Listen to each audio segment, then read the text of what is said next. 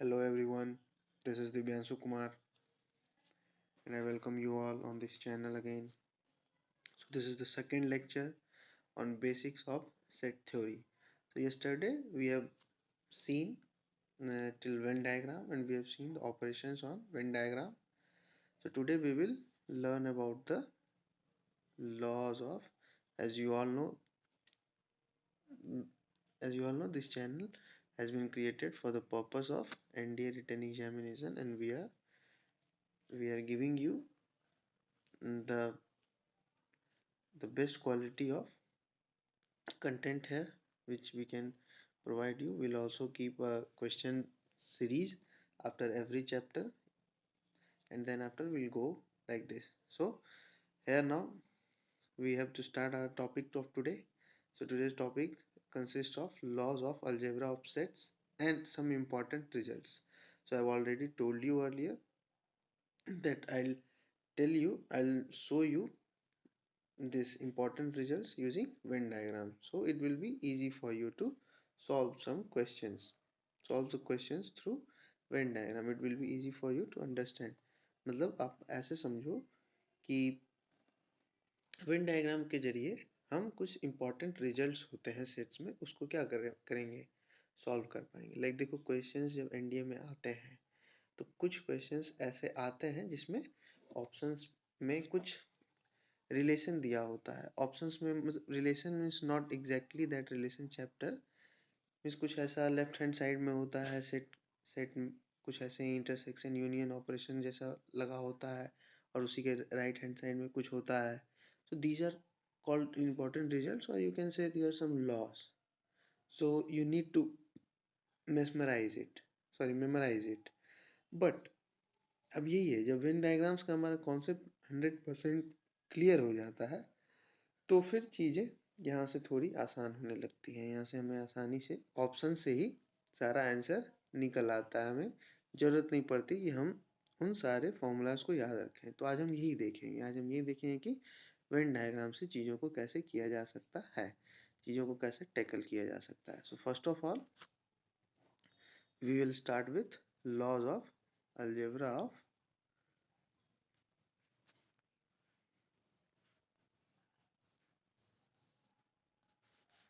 Algebra of sets. ठीक है, ये बहुत ही आसान है.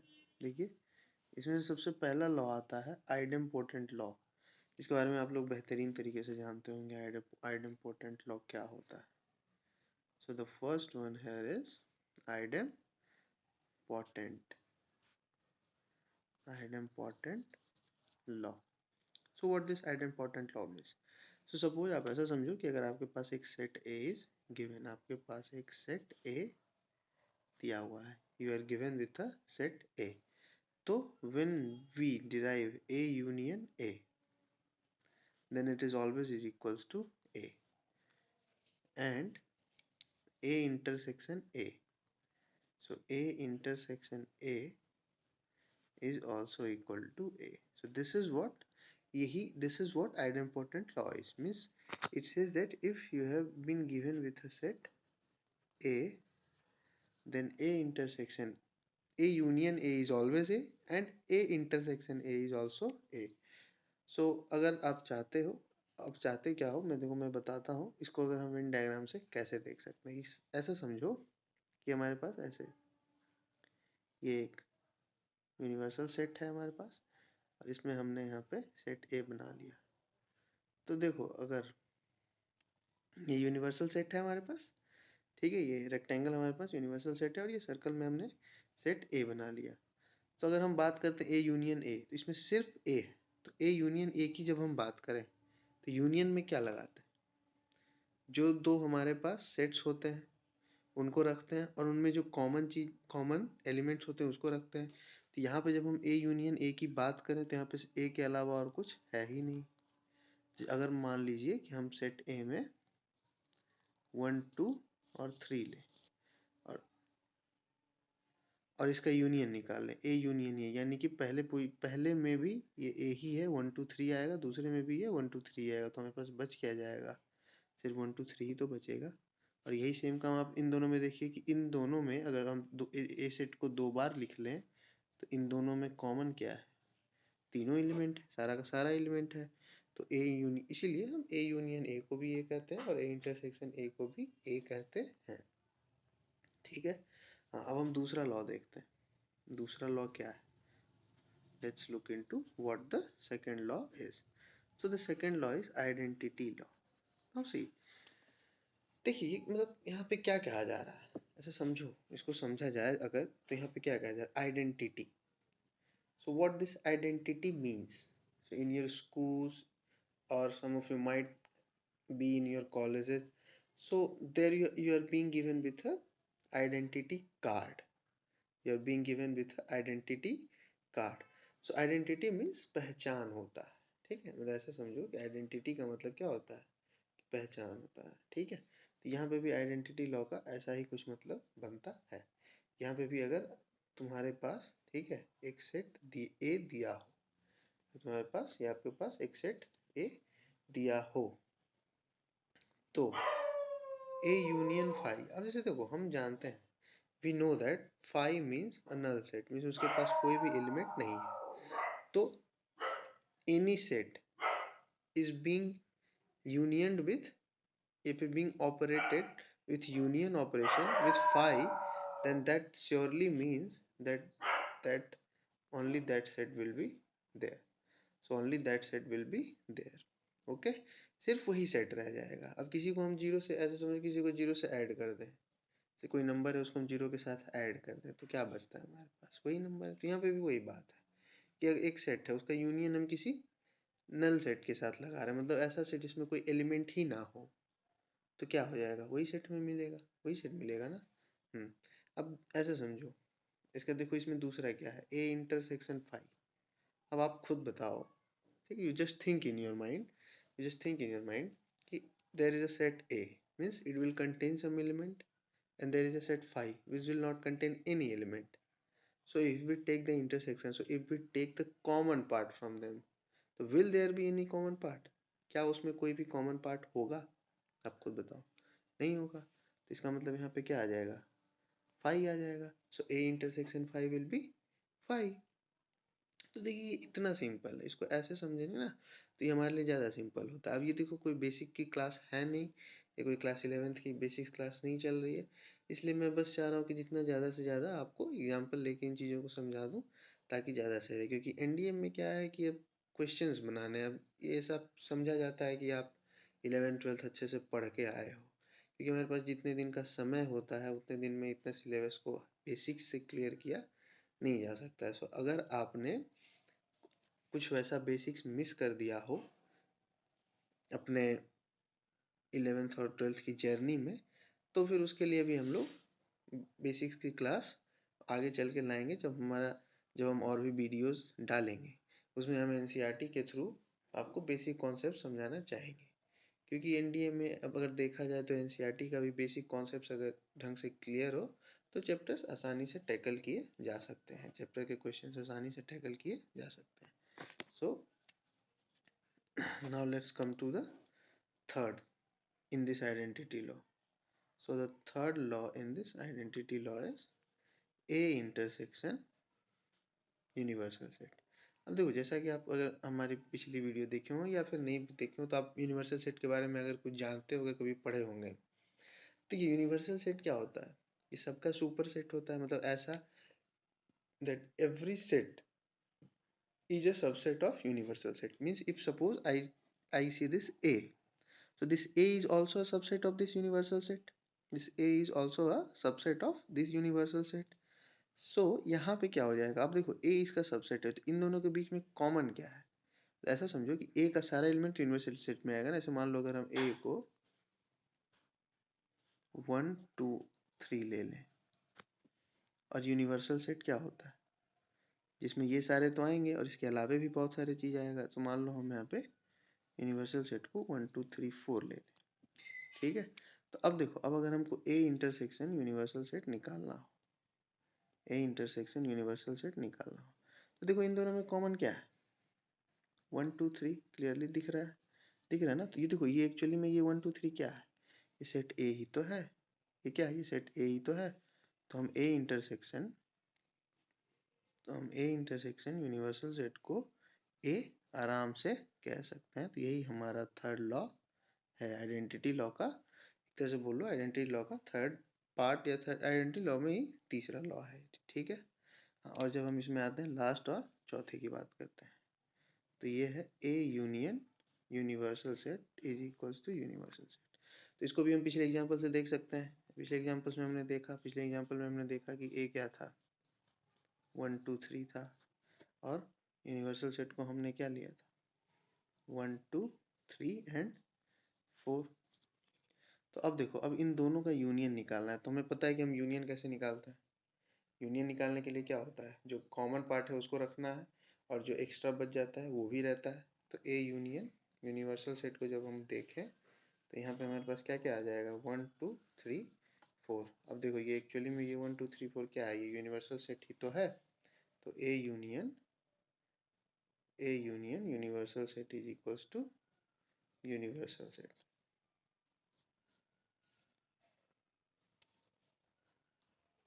ठीक है, तो आई थिंक आपको ये इतना समझ में आ गया होगा।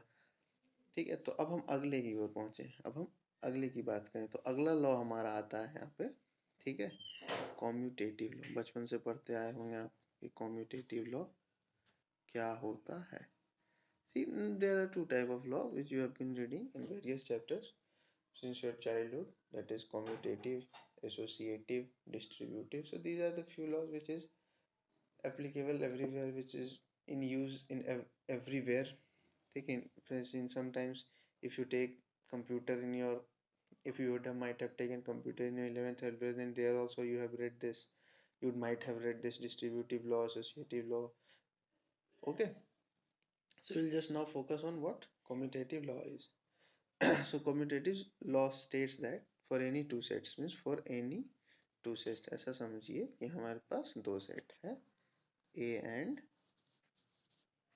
ए एंड ए एंड बी। हमारे पास ये दो सेट्स है, ए एंड बी। हमारे पास ये दो सेट है, ए एंड बी। तो अगर हम ऐसा, ठीक है, तो यूनिवर्सल सेट कहता है A union B, sorry universal set नहीं, sorry sorry sorry, my mistake, associative law, commutative law, sorry, ठीक है, देयर इज करेक्शन है। Commutative law states that, says that A union B is always is equals to B union A। इसको आप example लेके बेहतरीन तरीके से समझ सकते हैं, इसमें कोई रॉकेट साइंस नहीं है। और A intersection B is equals to B intersection A। ठीक है, तो आप अगर ए सेट में 1 2 3 ले लें, बी सेट में 2 3 4 ले लें, तो इन दोनों का यूनियन निकालें, या फिर बी ए यूनियन बी निकालें, या बी यूनियन ए निकालें, दोनों सेम होगा। और सेम ए इंटरसेक्शन बी या बी इंटरसेक्शन ए निकालें तो दोनों सेम होगा। ठीक है, मैं एक एग्जांपल लेके आपको दिखा देता हूँ। If suppose I take set A as 1 2 and B as 2 3, okay, then A union B will be 1 2 3, B union A will be also 1 2 3, okay. So you can see that A union B and B union A are equal. So here the first of this law is correct. Now see,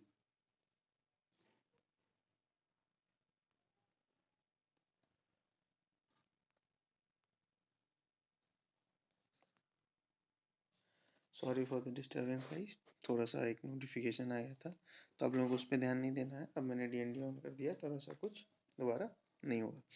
ठीक है, तो हम बात कर रहे थे commutative law की। तो पहला कम्यूटेटिव लॉ यहाँ से प्रूव हो जाता है। अब इसी में अगर हम ए इंटरसेक्शन बी निकालते हैं, तो if we find A intersection B, then there is one element that is common between these two, and again if we find b intersection a, then there will be only this element 2.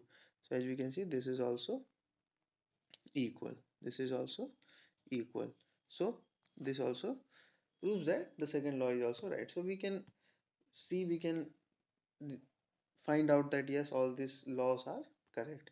We don't need to run behind the proof of all these things, because this is a type of exam where only MCQ questions are being asked, so you don't need to focus that much upon their proofs. So that is what I'm telling you. You said either you should learn it through examples, you should get it through a Venn diagram, or you should learn it through Venn diagram. So when we'll come to this important results, then we'll see how we can do it from Venn diagram, कि हम लोग उसको Venn diagram के जरिए कैसे समझ सकते हैं। तो इस तरह का क्वेश्चंस को कैसे टैकल किया जा सकता है। फिर हम इसके बाद क्वेश्चंस की सीरीज भी लाएंगे, जहाँ पे प्रीवियस ईयर क्वेश्चंस होंगे 20 या 25 बेस्ट क्वेश्चंस होंगे इस चैप्टर के, जो इंडिया में पूछे जा चुके हैं या पूछे जा सकते हैं। तो उसमें फिर हम बताएंगे कि कैसे क्वेश्चंस को और भी अच्छे तरीके से टैकल किया जा सकता है। अभी ये सब बस इंट्रोडक्टरी क्लासेस हैं, जो मतलब बेसिक कॉन्सेप्ट्स इस चैप्टर के। अगर आपको रिवाइज करना है तो आप इसे रिवाइज कर लो बेसिक कॉन्सेप्ट्स को, फिर इसके बाद हम लोग क्वेश्चंस की भी सीरीज लाएंगे। ठीक है। हाँ, तो एसोसिएटिव लॉ यहाँ पे हमारा, सॉरी कॉम्यूटेटिव लॉ हमारे यहाँ पे हो जाता है। अब इसके बाद आता है चौथे नंबर पे एसोसिएटिव लॉ। क्या आता है? Associative law. तो हम एसोसिएटिव लॉ की बात करते हैं। तो इसमें सबसे पहला होता है, ठीक है, A union B union C is equals to A union B union C. ठीक है। आप इसको भी एग्जाम्पल लेके समझ सकते हो। तो अब मैंने आपको बता दिया कि कैसे इसको किया जाता है। तो एक दो चीज आप खुद से भी एग्जाम्पल लेके करके देखो, तब चीजें और भी ज्यादा क्लियर होंगी। जब आप इसको खुद से करोगे तो वो आपको ज्यादा क्लियर होगी। ठीक है। और इसमें दूसरा होता है हमारा A intersection B intersection C, A intersection B intersection C, और A intersection B intersection C. तो यहाँ पे बस आपको करना क्या है कि आप ए बी सी इसको कुछ मान लीजिए। ए में सपोज करिए, ठीक है, एक मैं बता दे रहा हूँ, एक आप खुद से करिएगा तो आपको अच्छे समझ में आएगा। मान लीजिए ए में देर आर टू एलिमेंट्स 1 2, ठीक है। बी में there are again two elements 2 3, और सी में there are again two elements 3 4। So देखो, so see, if we focus on this first one, then what does this say? A union B union C. So first of all we'll find A union B, and then we'll union it with C. So what will be A union B? So if we talk about A union B, then it will be 1 2 3. Okay. And what was C? 3 and 4. So when we'll talk about A union B union C, so all the elements of A union B will come and all the elements of C will come. So C was having element as 3 4. So A union B union C will be 1 2 3 and 4. So this was the left hand side of what was the law. So let's come to the right hand side. So right hand side was A union B union C. So what is A? 1 2. So first of all we'll find B union C. So B union C will be 2 3 and 4, 2 3 and 4. Okay. And A was 1 and 2. So again A union B union C is equal will be 1 2 3 4, as A was 1 and 2 and B union C is 2 3 4. So if we find the union of these two, then it will be 1 2 1 2 3 and 4, which is equal to this A union B union C. So as you can see now, A union B union C is equals to A union in the bracket B union C.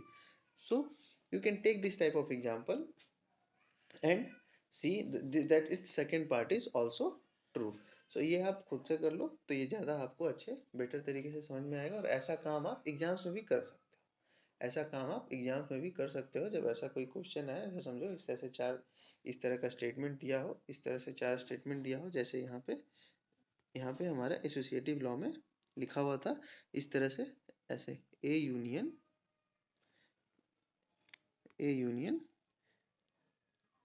B union C is equals to A union B, union C.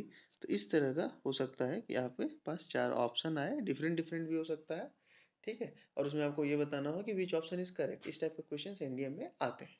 तो आप उसको इस तरह से tackle कर सकते हो कि एग्जाम्पल ले लो, ठीक है, फिर एग्जाम्पल से हर एक को चेक कर लो कि सही है या नहीं, ठीक है। तो ये आसान तरीका भी है, अगर आप सारे फॉर्मूला के या फॉर्मूला को याद करने के पीछे ना जाओ तो।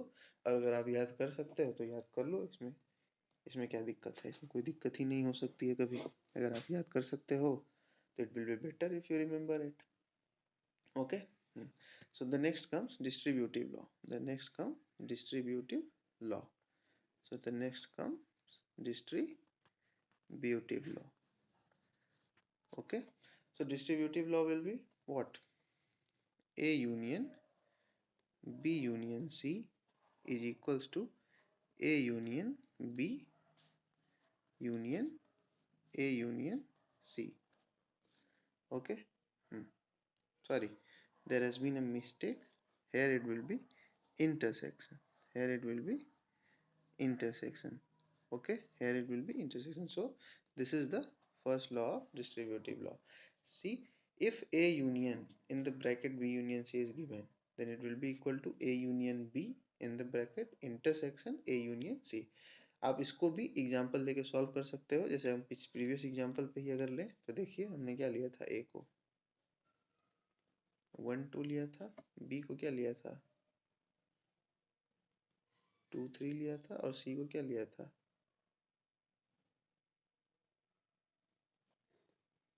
सी को हमने क्या लिया था 3 4 लिया था। आप इसको याद रखो, क्योंकि मैं जब पेज चेंज करूंगा तो वापस रिवर्स नहीं कर पाता हूँ, ठीक है। अभी कुछ दिनों तक ये सारी दिक्कतें होंगी, ठीक है। बट आई एश्योर यू कि with in 15 to 20 days I try my best कि और भी कुछ दूसरा तरीका निकाला जाए इसको सुधारने का, ठीक है। फिर हम लोग पीपीटीज बना करके भी क्लासेस को कंडक्ट करेंगे। फिर और भी वक्त बदलेगा तो लाइव क्लासेस भी कभी होंगी, ठीक है। तो अब हम देखते हैं कि डिस्ट्रीब्यूटिव लॉ का एलएचएस क्या था। तो इसके लेफ्ट हैंड साइड में था A union B union C. तो इसके लिए हम पहले क्या फाइंड करेंगे, बी यूनियन सी को फाइंड करेंगे। तो जो हमारा क्या होगा 2 3 एंड 4, ये हमारा बी यूनियन सी होगा। और ए वहाँ पे 1 2 था, यानी A union B union C क्या हो गया 1 2 3 4 हो गया।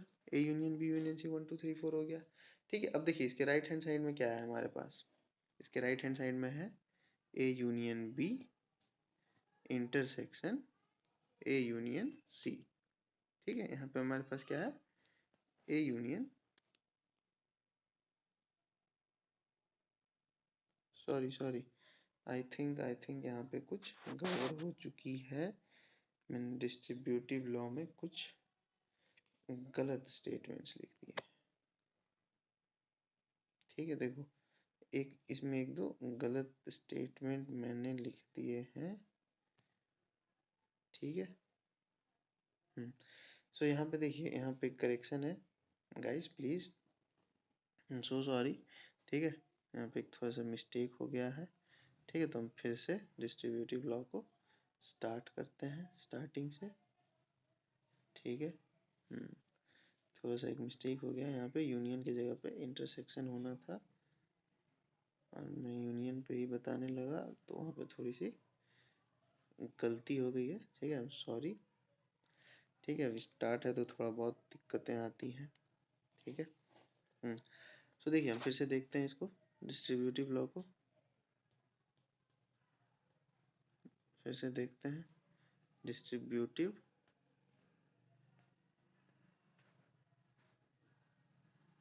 डिस्ट्रीब्यूटिव लॉ क्या है, ठीक है। तो इसका जो फर्स्ट लॉ है वो है A union B intersection C. तो this is equals to A union B intersection A union C, ठीक है। यहाँ पर हमने एग्जाम्पल भी लिया था, ए को हमने क्या माना था 1 2, ठीक है। बी को हमने माना था 2 3, और सी को हमने माना था 3 4, ठीक है। और यहीं पे नेक्स्ट पेज में हमने क्या किया था, हाँ नेक्स्ट पेज में भी यहाँ पे गड़बड़ हो गई है थोड़ी सी, ठीक है, तो मैं इसको सुधार देता हूँ, ठीक है। I am sorry for the mistake guys, ठीक है, वो थोड़ी जल्दबाजी में इधर उधर चला गया, ठीक है। तो देखिए, तो हमारे वहाँ पे एलएचएस में क्या है, A union B intersection C है, ठीक है। तो if we look upon B intersection C, B and C, तो B and C has only 3 common. आप देख लो, ए में क्या है 1 2 है, बी में क्या है 2 3 है, और सी में क्या है 3 4 है। तो बी इंटरसेक्शन सी क्या होगा, बी इंटरसेक्शन सी क्या होगा 3, ओनली 3, ठीक है। अब फिर जब हम इसमें ए का यूनियन लगा दें, A union B intersection C, अब देखो तो ये क्या बन जाएगा 1 2 3 बन जाएगा, क्योंकि ए के पास क्या है 1 2 है, ठीक है। ये हो गया यहाँ पे। अब देखिए इसके राइट हैंड साइड में क्या है, अगर हम अच्छे से देखें तो इसके राइट हैंड साइड में है A union B intersection A union C. So we talk about A union B, तो ए में 1 2 है और बी में 2 3 है, तो ए यूनियन बी क्या हो जाएगा, ए यूनियन बी क्या हो जाएगा 1 2 3 हो जाएगा, होगा कि नहीं होगा, होगा कि नहीं होगा, बोलो होगा कि नहीं, ठीक है। अब देखो ए यूनियन सी फिर क्या हो जाएगा, ए में 1 2 है और सी में 3 4 है, तो ए यूनियन सी को हम लेते हैं, तो ये क्या हो गया 1 2 3 और 4 हो गया, 4 हो गया। अब हम इन दोनों का अगर इंटरसेक्शन निकाल लें, इन दोनों का अगर इंटरसेक्शन निकाल लें तो क्या होगा, देख लो आप क्लियरली 1 2 3 इसमें है, 1 2 3 इसमें भी है, तो इन दोनों का इंटरसेक्शन क्या होगा, इन दोनों का इंटरसेक्शन क्या होगा 1 2 3, है कि नहीं, है कि नहीं, होगा कि नहीं होगा।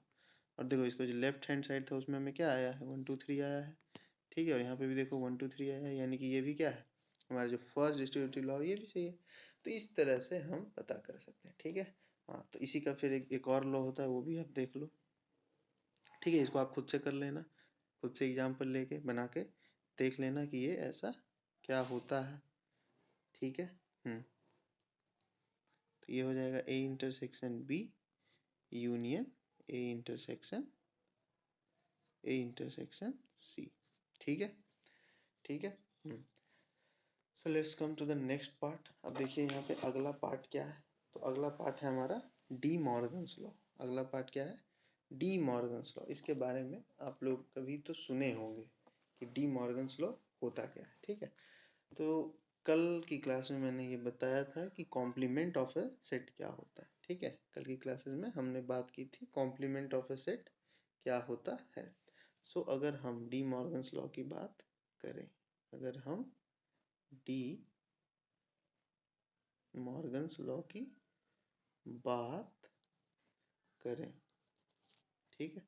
तो देखिए डी मॉर्गन्स लॉ क्या होता है, ठीक है। सबसे पहले मैं इसका स्टेटमेंट लिख देता हूँ, ठीक है। तो इसका स्टेटमेंट है ए यूनियन बी, ठीक है, इसके ऊपर का whole complement is equals to A complement intersection B complement, ठीक है।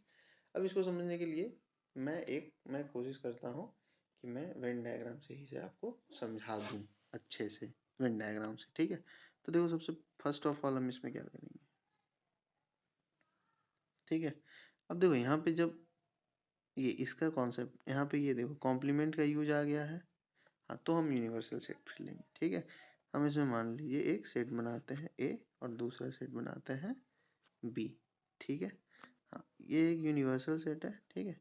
तो इसमें इस यूनिवर्सल सेट में मैं 5 एलिमेंट लेता हूँ, ठीक है। कौन कौन सा 1 2 3, ठीक है, 4 एंड 5, ठीक है।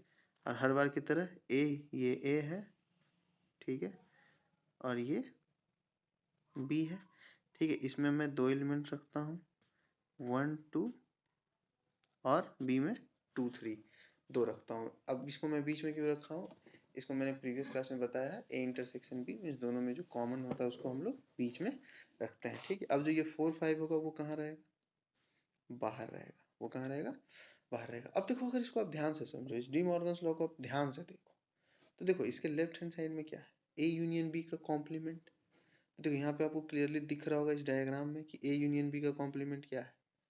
मीन्स ए यूनियन बी का कॉम्प्लीमेंट मतलब जो ए यूनियन बी में ना हो और यूनिवर्सल सेट में हो। तो यहाँ ए यूनियन बी में 1 2 3 है सिर्फ, और यूनिवर्सल सेट में 1 2 3 4 5 है। तो हम ए यूनियन बी का जब कॉम्प्लीमेंट निकालेंगे तो यहाँ पे क्या बचेगा, 4 एंड 5 बचेगा। बचेगा कि नहीं बचेगा बताओ आप। यानी कि इसके अगर हम लेफ्ट हैंड साइड में देखें तो हमारे पास क्या बचा, बस दो चीज़ें बची, 4 एंड 5 बची। बची कि नहीं बची बताओ आप, बची कि नहीं बची। ठीक है। हाँ, अब हम दूसरी ओर आते हैं। अब अगर हम ए कॉम्प्लीमेंट की बात करें तो ए कॉम्प्लीमेंट में क्या क्या आएगा, आप ही बताओ। ए कॉम्प्लीमेंट में क्या क्या आ जाएगा, 1 2 के अलावा सब आ जाएगा, यानी कि 3 4 5 तीनों आ जाएगा। आएगा कि नहीं आएगा, आएगा कि नहीं आएगा बताओ। 3 4 5 दोनों आ जाएगा, आएगा कि नहीं आएगा, जरूर आएगा, क्योंकि इसमें 1 2 है तो बाकी तीन इसके कॉम्प्लीमेंट में आ गए। ठीक है। और अगर हम अब बी कॉम्प्लीमेंट की बात करें, ठीक है, अगर हम बी कॉम्प्लीमेंट की बात करें तो देखो बी कॉम्प्लीमेंट में क्या क्या आ जाएगा, 2 3 के अलावा सब आ जाएगा, यानी कि 1 1 4 5 आएगा। ठीक है, 1 4 5 आएगा। अब देख लो 1 आ जाएगा, 4 आ जाएगा और 5 आ जाएगा बी कॉम्प्लीमेंट में। और ए कॉम्प्लीमेंट में क्या है, 3 4 5। तो दोनों का इंटरसेक्शन देखें तो हमारे पास क्या बचेगा, 4 और 5। तो देखो इसमें भी क्या बचा, 4 और 5 बचा कि नहीं बचा। तो अब देख लो क्लियरली, इसका भी देखो लेफ्ट हैंड और राइट हैंड साइड क्या है, इक्वल है। तो पहला डी मॉर्गन्स लॉ यही होता है कि ए यूनियन बी का whole complement is equals to A complement intersection B complement. ठीक है। तो अब आगे बढ़ते हैं। इसमें एक और लॉ होता है डी मॉर्गन्स लॉ में। ठीक है। दूसरा क्या है, दूसरा देखते हैं दूसरा क्या है। तो देखिए दूसरा है, ठीक है, ए इंटरसेक्शन बी का कॉम्प्लीमेंट। ठीक है, ए इंटरसेक्शन बी का complement is equals to A complement union B complement. तो अब आप इसको उसी तरह से वेन डायग्राम बना के ट्राई करो समझने का। ठीक है। देखो एक चीज़ में इसको मैंने बता दिया पिछले वाले को, आप उसको फिर से रिपीट करके देख लो कि वो किस तरह से होता है। इसको आप ट्राई करो। अब मैं इसलिए ये नहीं बोल रहा हूँ कि मतलब मैं इसलिए नहीं बोल रहा हूँ क्योंकि मुझे ये बताना नहीं है। आप इसको ट्राई करके देखो, क्योंकि जब आप इसको खुद से करोगे ना तो वो चीज़ आप हमेशा सीख जाओगे, क्योंकि एग्जाम में ना आप ही को ये सारी चीज़ें अप्लाई करनी है। तो इसीलिए आप ये खुद से कर लो तो ये आपके लिए ज़्यादा बेटर हो। ठीक है। सो गाइज, मुझे लग रहा है कि मैंने सारे लॉज कर दिए हैं कवर ऑलमोस्ट। ठीक है। कुछ लॉज और बची हुई हैं, जैसे 7 8 लॉज हैं। ठीक है। तो अब मैंने आपको बेसिक आइडिया बता दिया है कि आप इसको किस तरह से फाइंड कर सकते हो। ठीक है। बट स्टिल मैं और भी सारे लॉस को बता देता हूँ, और कुछ रिजल्ट्स भी हैं, इंपॉर्टेंट रिजल्ट्स। ठीक है, फिर उनको भी करता हूँ। ठीक है। सो आगे बढ़ते हैं। ठीक है, फिर देखते हैं कि अब क्या करना है। तो देखिए अब हम अगले लॉ की तरफ चलते हैं। ठीक है। ये सब देखो लॉ ऑफ अलजेब्रा होते हैं, मतलब हम ऑपरेशन का यूज करके, ऑपरेशन ऑफ सेट्स का यूज करके, या फिर डिफरेंस ऑफ सेट्स में जो भी पहले पढ़ चुके हैं उसका यूज करके कुछ लॉज को हम क्या करते, कुछ लॉज बने हुए हैं। ठीक है, उनको हम याद करते हैं। एक्चुअली में तो उनको हम याद ही करते हैं, बट जब हमको ऐसे पता चल जाता है, क्योंकि जब हमें पता है कि हमें कहीं उनका डेरिवेशन काम आने वाला इस एग्जाम के नहीं है, तो फिर हम उसको वेन डायग्राम या एग्जाम्पल लेके आगे बनाने की कोशिश करते हैं और बन भी जाती है। ठीक है। तो आगे बढ़ते हैं और देखते हैं कि अब ओके गाइस, तो हम देखते हैं कि आगे क्या है। ठीक है। अब आप इन सब चीज़ों को ना, अब देखो आपको ये बेसिक आइडिया मिल चुका है कि अब इन सब चीज़ों को हम कैसे चेक करते हैं कि ये सही है कि नहीं, इसको वेन डायग्राम पे कैसे करते हैं, एग्जाम्पल लेके कैसे करते हैं। ठीक है। तो अब बस कुछ लॉज हैं और कुछ रिजल्ट हैं जिनको मैं यहाँ पे बताता हूँ। अब आप इनको ट्राई करो खुद से करने, क्योंकि जब आप इसको खुद से करोगे ना तो ये फिर आपको ज़्यादा बेहतर तरीके से समझ में आएगा। फिर जब हम क्वेश्चंस लेके आएंगे तब फिर क्वेश्चंस में हम देखेंगे कि इसका यूज और भी अच्छे तरीके से कैसे किया जा सकता है। ठीक है। हाँ, तो देखिए पहला है A minus B union C. ठीक है, तो इसका हो जाता है ए माइनस बी, ठीक है, यूनियन, सॉरी ए माइनस बी इंटरसेक्शन होगा यहाँ पे। ठीक है, ए माइनस बी इंटरसेक्शन, ठीक है, intersection A minus C, intersection A minus C. ठीक है। हाँ, अब हम दूसरे की ओर आते हैं। ठीक है, सेकेंड फॉर्मूले की ओर आते हैं। ठीक है। सेकंड ये भी लॉ है, ठीक है। तो हम सेकंड पे आते हैं, तो ये हो गया ए माइनस बी इंटरसेक्शन सी, तो ये हो जाता है हमारा ए माइनस बी, ठीक है, यूनियन ए माइनस सी, ठीक है। अब देखो यहाँ पे यूनियन था तो इसके बीच में इंटरसेक्शन आया, यहाँ पे इंटरसेक्शन है तो इसके बीच में यूनियन आएगा, ये ए माइनस बी हो जाएगा और ये ए माइनस सी हो जाएगा, बीच में इंटरसेक्शन की जगह यहाँ यूनियन आ जाएगा, ठीक है। हाँ, अब हम तीसरे की ओर बढ़ते हैं, ठीक है। तो अब हम देखते हैं तीसरा क्या है, तो तीसरा है A minus B is equals to A intersection B complement या फिर B complement minus A complement, ठीक है। ये दोनों सही है, ये दोनों यहाँ पर सही है, ठीक है। आप इसको देख सकते हो, आप इसको समझ सकते हो। आप एक वेन डायग्राम बना लो, ए माइनस बी के पोर्शन को ऐसे शेड कर दो, ठीक है, जब कल की लेक्चर्स में मैं बताया था, ठीक है। अब फिर देखो, ठीक है, ए इंटरसेक्शन बी कॉम्प्लीमेंट को भी निकालो, उसको भी शेड करो, देखो दोनों जो शेडेड रीजन होगा ना वो एक जैसा आएगा, ठीक है। ऐसे आप इसको आप कर भी सकते हो, ऐसे देखो मैं दिखाता हूँ ऐसे, ठीक है, इसको ऐसे करना है, ठीक है। अब देखो यहाँ पे अगर मान लो मैं ए बनाया, ठीक है, फिर मैंने यहाँ पे बी बनाया, ठीक है। तो देखो ए माइनस बी ये वाला पोर्शन होता है, देखो ये ए है और सॉरी सॉरी ये ए है और ये बी है, ठीक है। देखो ये वाला जो साइडेड पोर्शन है हमारा, ठीक है, ये क्या है, ए माइनस बी है, ठीक है। अब सेकंड केस में अगर मैं ये बनाऊं,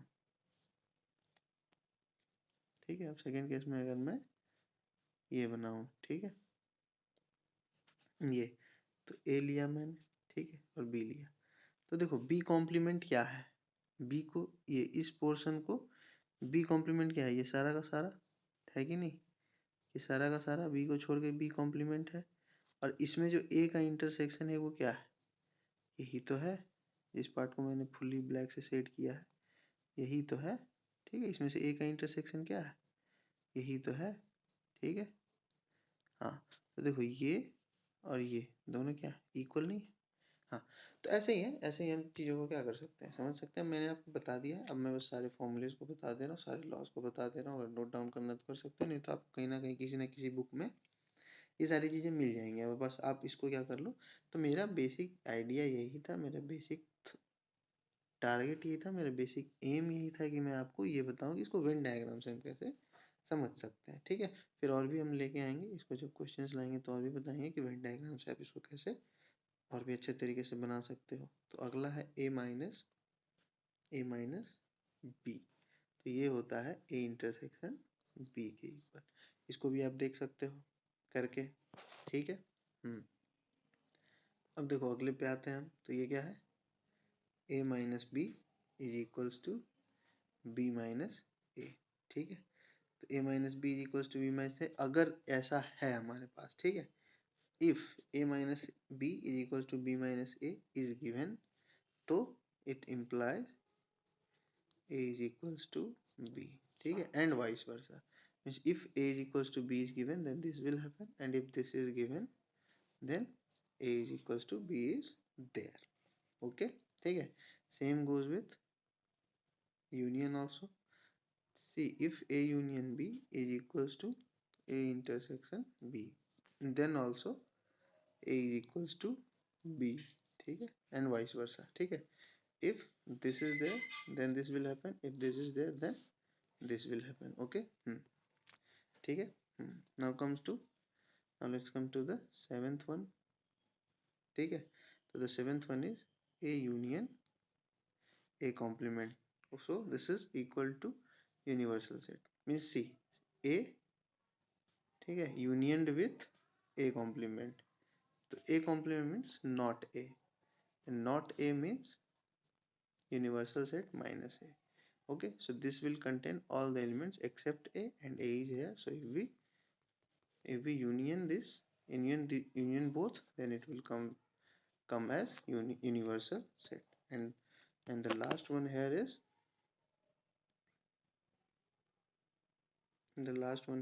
a intersection a complement, see, so there is nothing common between a and a complement, A complement is something which is not A. So there is not even a single element of A is present in A complement. यहाँ पे एक भी element A का present नहीं होता A complement में. सो इसीलिए A intersection A complement क्या हो जाएगा? 5 हो जाएगा. A इंटरसेक्शन A कॉम्प्लीमेंट क्या हो जाएगा? 5 हो जाएगा. ठीक है, ऐसा कुछ भी नहीं होता है. ठीक है. हाँ तो गाइज, ठीक है, अब हम लोग आते हैं इसके लास्ट पार्ट पे. ठीक है, जो है हमारा, ठीक है, सम इम्पोर्टेंट रिजल्ट्स. ठीक है, इसको आप लोगों ने कहीं ना कहीं बुक्स वगैरह में भी देखा होगा. ठीक है, अब ये इंपॉर्टेंट रिजल्ट्स होते क्या है? ठीक है, हाँ तो देखो हमारा इसमें, ठीक है, तो इसमें एक चीज होता है, कंडीशन हमारा पहले दिया रहता है कि ए बी सी, ठीक है, set A B C are given, ठीक है, एंड दे आर फाइनाइट. ठीक है, ये तीनों क्या होती हैं? फाइनाइट होती हैं. ठीक है, और यहाँ पे U एक यूनिवर्सल सेट भी होगा. ठीक है, ये भी क्या होगा? फाइनाइट होगा. ठीक है, हाँ तो इसको आपको हमेशा कंसीडर करना है कि ये जो इन सारे रिजल्ट्स की बात कर रहे हैं, यहाँ पे ये ABC है. ठीक है, जो एक फाइनाइट सेट है और यूनिवर्सल सेट है, जो ये भी क्या है? एक फाइनाइट सेट है. ठीक है. तो चलो हम बात करते हैं सबसे पहले रिजल्ट की. So the first one, first in the row, ठीक है, इज ये n यहाँ आगे लगता है, इसका मतलब है नंबर ऑफ एलिमेंट्स. ये हम इसकी बात हमने प्रीवियस क्लास में की थी, कार्डिनल नंबर, कार्डिनलिटी. ठीक है, तो n का मतलब होता है नंबर ऑफ एलिमेंट्स. ठीक है, हाँ तो ये किसके इक्वल होता है? Na plus nb minus na intersection b. ठीक है, हाँ अब इन सब को भी आप वेन डायग्राम से चाहो तो बना सकते हो. ठीक है, मैंने आपको बता दिया है कि इसको कैसे किया जाता है. ठीक है, फिर भी अगर आपको थोड़ी बहुत दिक्कत अगर आ रही है तो आप कमेंट सेक्शन में लिख सकते हो. ठीक है, हम फिर से इस पे एक और वीडियो बना लेंगे, इन सारे रिजल्ट्स को कैसे वेन डायग्राम के थ्रू रिप्रेजेंट कर सकते हैं. आपने अब देखो ये सारे रिप्रेजेंट करने के लिए कहीं आता नहीं. ठीक है, तो इसको हम लोग रिप्रेजेंट करके खुद से समझते हैं कि अगर ऐसा कुछ क्वेश्चन आ गया तो इसको हम कैसे सॉल्व करेंगे. ठीक है, ऐसे जनरली ऐसे कुछ क्वेश्चंस तो आते हैं जिसका मतलब हम लोग क्वेश्चन में इन फॉर्मूलाज का यूज करते हैं. ठीक है, तो मैं तो बेटर यही बोलूँगा कि अभी जितने भी रिजल्ट मैं बता रहा हूँ ये आप याद कर ही लो तो बेहतर होगा. ठीक है, क्योंकि क्वेश्चंस में डायरेक्टली आते हैं ये. ठीक है, now see n A union B. ठीक है, अगर, ठीक है, अगर ए और बी डिसजॉइंट है, if A and B are disjoint. ठीक है, डिसजॉइंट सेट की बात भी हमने की है. ठीक है, तो अगर, तो ये सिंपली क्या हो जाएगा? N A plus n B means A के एलिमेंट्स और बी के एलिमेंट्स आपस में ऐड हो जाएंगे अगर इन दोनों में कुछ कॉमन नहीं है तो. ए यूनियन बी का मतलब यहाँ पे बस इतना ही होगा. ठीक है, अब हम तीसरे की ओर आते हैं. ठीक है, तो तीसरा है हमारा एन ए माइनस बी. ठीक है, एन ए माइनस बी. तो ये एक्चुअली में क्या होता है? ये होता है ए में से, ठीक है, ए इंटरसेक्शन बी को हटा देना. ठीक है, हाँ अब इसके वेन डायग्राम में आपने देखा होगा. ठीक है, कि ए माइनस बी में हम लोग क्या करते हैं? सिर्फ ए वाला वही पोर्शन रखते हैं जो कहीं भी कॉमन नहीं है. ठीक है, तो ए माइनस बी का मतलब है ए में से हम ए इंटरसेक्शन बी के पोर्शन को हटा दे रहे हैं. ठीक है, सो हम आते हैं फोर्थ पे. ठीक है, और चौथा है हमारा यहाँ पे क्या? हाँ, n A union B union C. ठीक, ये थोड़ा लेंदी होता है. ठीक है, ये होता है हमारा n A plus n B plus n C. ठीक है, minus n A intersection B minus n B intersection C minus n A intersection C. ठीक है, अभी भी ये खत्म नहीं हुआ है. ठीक है, ए इंटरसेक्शन सी और फिर लास्ट में n A intersection B intersection C. इसको हम क्या करते हैं? ऐड कर देते हैं. तो मैं बेटर यही बोलूँगा कि आप किसी बुक से इसको देख लो अच्छे से, तो ये आपके लिए ज़्यादा बेटर होगा. ठीक है, तो हम आते हैं पांचवें की ओर, ठीक है। तो पांचवें में यहाँ एक कंडीशन है, ठीक है। पांचवें में यहाँ एक क्या है, कंडीशन है। कंडीशन क्या है कि ए बी सी में से, ठीक है, suppose A B C three elements are, three sets are given, तो इसमें से किसी दो का निकालना हो, ठीक है। इसमें से किसी दो के एलिमेंट्स का नंबर निकालना हो, ठीक है। दो के एलिमेंट्स का नंबर ऑफ एलिमेंट्स हमें निकालना हो, मीन्स दो सेट्स का नंबर ऑफ एलिमेंट्स हमें निकालना हो, तब हम इस फॉर्मूले का यूज करेंगे। तो यहाँ पे ये फॉर्मूला यूज होगा n A intersection B plus n B intersection C plus n C intersection A minus three n A intersection B intersection C, ठीक है। ठीक है, क्लियर है। मतलब कि तीन सेट है, इसमें से किसी दो के, ठीक है, बी सी भी हो सकता है, ठीक है, ये चीज बी सी भी हो सकता है, ए बी भी हो सकता है, ठीक है, बी सी भी हो सकता है, ए सी भी हो सकता है, तो किन्हीं भी एग्जैक्टली टू, ठीक है, एग्जैक्टली टू किन्हीं भी दो का निकालना हो तो इस फॉर्मूले का यूज हम करेंगे। तो तीनों का एलिमेंट्स का निकालना हो, सिर्फ दो ही का निकालना हो तो इस फॉर्मूले का यूज हम करेंगे, ठीक है। अब इसी के बाद, ठीक है, अब इसी के बाद आता है हमारा, ठीक है, अगला। हाँ, तो ये अगला क्या है, ठीक है। तो देखो अगला भी क्या है, ये भी थोड़ा सा क्या है, स्पेशल है। जैसे इसमें क्या था, तीन में से दो कर रहे थे, ठीक है, इसमें से एग्जैक्टली वन का, ठीक है, इसमें से एग्जैक्टली वन का, या तो ए या तो बी या तो सी। तो इसके लिए जो हम लोग फॉर्मूला यूज करेंगे वो क्या है, n A plus n B plus n C minus two n A intersection B, ठीक है, minus two n B intersection C, ठीक है, minus two n A intersection C, ठीक है, plus three n A intersection B intersection C, ठीक है। अब बस इन दोनों को आपको क्या रखना है, ध्यान में रखना है, ठीक है, कि जहाँ पे एग्जैक्टली टू होगा वहाँ पे हम ये वाला फॉर्मूला लगा दें, जहाँ पे एग्जैक्टली वन होगा वहाँ पे ये फॉर्मूला लगा दें, ठीक है, क्लियर है। हाँ, चलिए तो हम आगे बढ़ते हैं और देखते हैं कि अब आगे क्या है, ठीक है।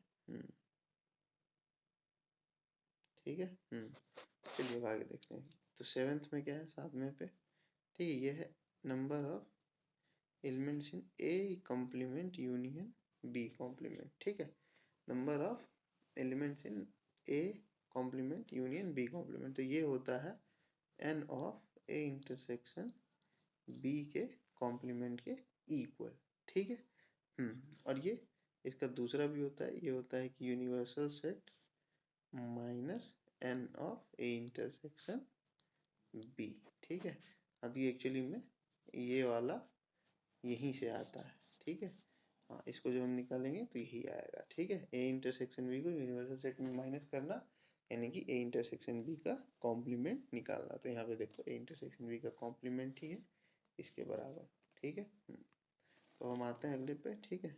तो अगला हमारा एट्थ नंबर, ठीक है। तो ये होगा n A intersection, sorry A complement intersection B complement, ठीक है। तो ये इक्वल होगा एन ए यूनियन बी के होल कॉम्प्लीमेंट के, ठीक है।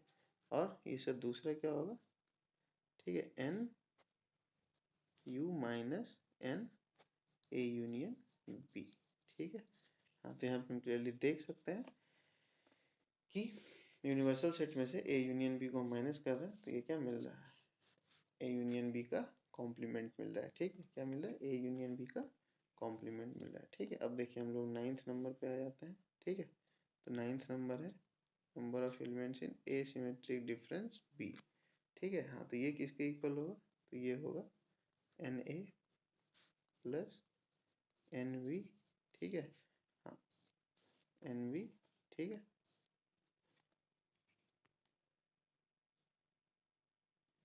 ठीक है, n A plus n B minus two n A intersection B minus 2n a intersection b। ठीक है, तो आप लोग देखे भी होंगे मैंने एसिमेट्रिक डिफरेंस b का वेन डायग्राम जब बनाया था तो उसमें से क्या किया हूँ, कॉमन पार्ट को हटा दिया हूँ। तो जब हम a और b को जोड़ते हैं तो उसमें कॉमन पार्ट 2 बार आ जाता है, तो उन दोनों को हम माइनस कर दिए तो हमें क्या मिल गया, n of asymmetric difference b। ठीक है, तो हम अगले की ओर आते हैं। ठीक है, और ये हमारा सेकंड लास्ट है 10th नंबर। ठीक है, हाँ तो ये हो गया n ऑफ a कॉम्प्लीमेंट। ठीक है, तो ये तो बच्चा बच्चा बता सकता है, ये तो कोरिया का बच्चा भी बता सकता है। ठीक है, ये क्या होगा, यूनिवर्सल सेट माइनस a। ठीक है, अब जब हम a कॉम्प्लीमेंट की ही बात कर रहे हैं तो क्या होगा, यूनिवर्सल सेट में से a को निकाल दो, यही तो है a कॉम्प्लीमेंट। ठीक है, तो अब हम आ गए यहीं पे इसके लास्ट में। तो ये क्या है, n of a intersection b complement. ठीक है, n of a intersection b complement ये किसके इक्वल होता है, n a minus n a intersection b। ठीक है, हाँ तो इसको भी अगर आप वेन डायग्राम बनाओगे तो ये भी आपको क्लियरली दिख जाएगा कि ये भी क्या है, सही है। ठीक है, so gentlemen, here was the end of this all this। ठीक है, here was the end of the basics for set theory, only this much are the basics of this chapter। ठीक है, so now we'll be coming with a series of questions। ठीक है, 20 or 25 best questions in this chapter with covering all the concepts required, with covering all the methods to be solved to make questions, to make the solution for questions easier for you so that you can easily solve questions using your brain। ठीक है, या तो हम लोग आएंगे 20 से 25 questions की series को लेकर के। ठीक है, अभी ये चैनल की स्टार्ट है तो उतना एक्सपीरियंस भी नहीं है हमें, इसलिए थोड़ा उतना अच्छे से हम चीज़ों को अट्रैक्टिव नहीं बना पा रहे हैं। ठीक है, it will take a little bit of time but yes will definitely do it. ठीक है, और हम हमेशा कोशिश यही करेंगे कि आपको best of the contents provide करें। ठीक है, हमसे जितना होगा। ठीक है, तो साइनिंग ऑफ नाउ। ठीक है, signing off now, thank you gentleman. ठीक है, if you have really attended this session then thank you. ठीक है, from the deep core of my heart. ठीक है, keep attending sessions like this. ठीक है, it will really help you because I've already cleared this examination। ठीक है, so I know how the how this exam can be taken down। ठीक है, so I'll give you a perfect direction towards your study। So please, if you really wanna clear it, just be here, just come here and look into।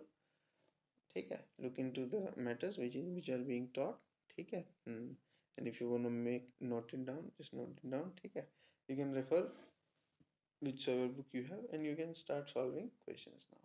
okay, okay gentlemen, so signing off now, thank you। ठीक है।